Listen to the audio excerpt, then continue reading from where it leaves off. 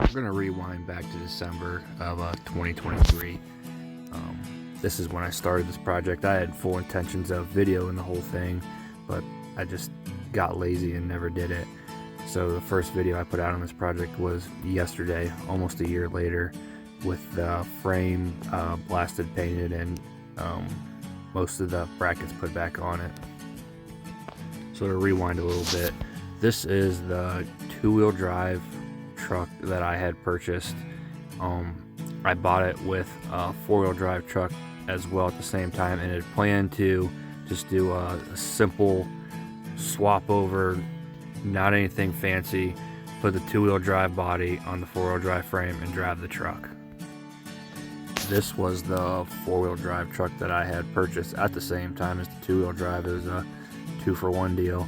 This was a running, driving F350. It was a 78, and I actually drove it around for a few weeks, maybe even a month before I tore into it. I kind of regret tearing it apart now because it was actually a really good running, driving truck. It was just pretty rusty. This is a photo of the two-wheel drive truck. I pretty much dove right into it, tearing it apart. This is with the front end off. This is just a photo of a Lowe's run I did in the purplish blue truck. It was said to be restored in the mid 90s. Someone painted it. It was actually red to begin with. Photo of the two-wheel drive F350. It was a camper special. This was the seat that I pulled out of the two-wheel drive truck. Here you can see on this photo, this was the two-wheel drive truck after I pulled most of the interior out.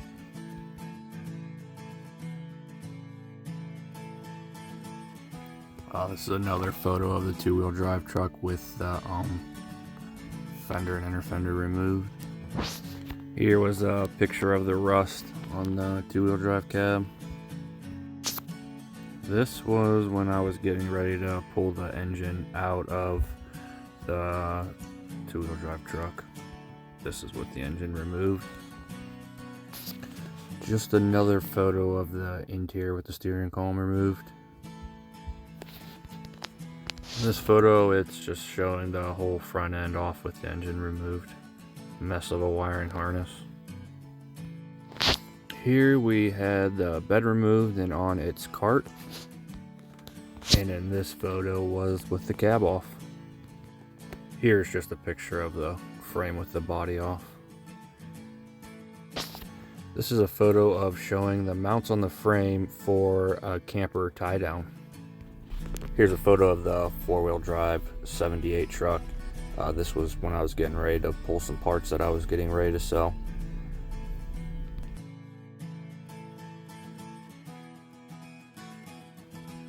That's just a quick photo of the bed pulled off.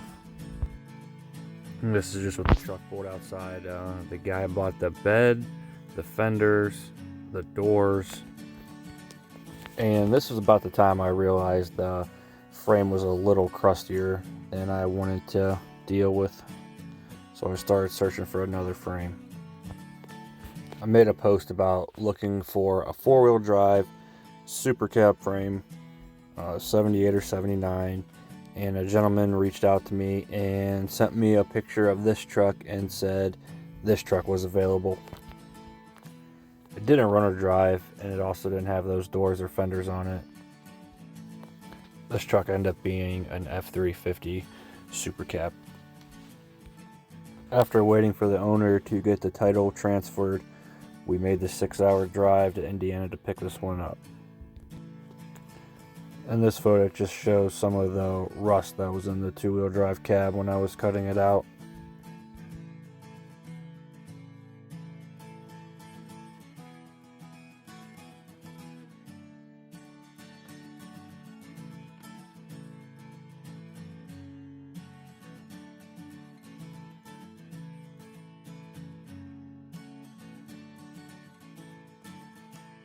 Some of these photos might be a little out of order, but this was a picture of the bed that was in the truck from Indiana, and this was the cab photo. And under the hood, it was a non-running 400. And this photo just shows 4 trucks in various stages. This was a set of the seats out of that 79 truck, and this was the front grille, really nice shape. Here was the bed I pulled off in the first day or two I had it. This was the 79 truck that I was tearing down to the frame, and then you can see the 78 F350 in the background.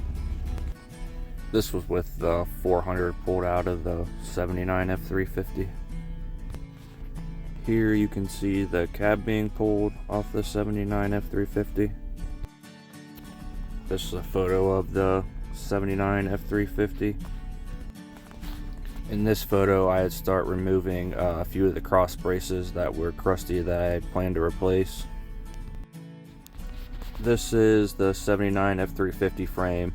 I had rolled it outside to wire wheel the frame, and it just didn't come as clean as I was hoping for, so that's when I started looking for a sandblaster. Here we have the frame stripped down as far as I had planned on taking it. This was shortly before I was getting it sandblasted. And this was the day it was getting blasted.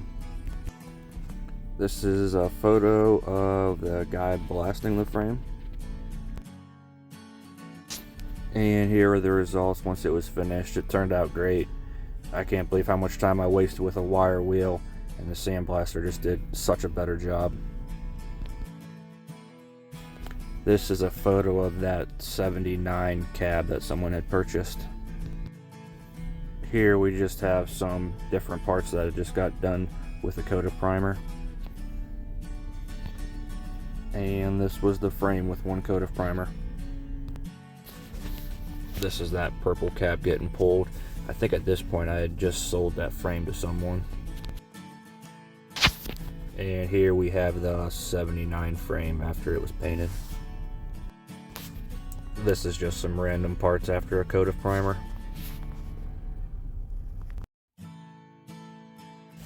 In the next several photos, this is more present time. This is all in the last couple of weeks. This is the rear axle I'm using.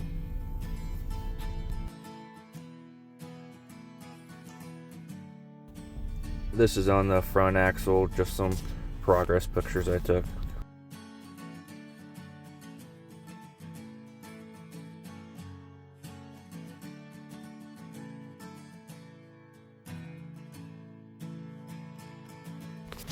In this photo, the axles were stripped down to get ready to head to sandblasting.